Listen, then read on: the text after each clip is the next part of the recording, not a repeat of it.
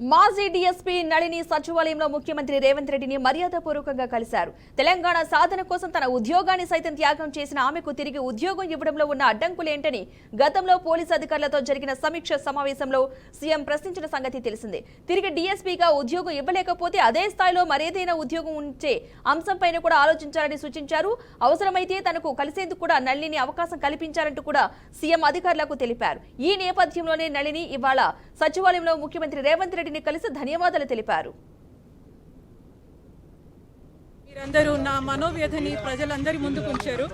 ఇన్ని రోజులు నేను సస్పెండ్ చేసినందుకు చాలా బాధపడ్డాను. ఎక్కడ కూడా నేను పరిచయం చేసుకోలేని పరిస్థితి ఉండే.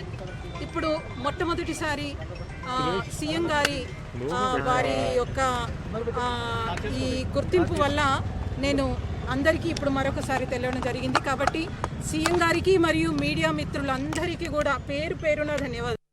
మీరందరూ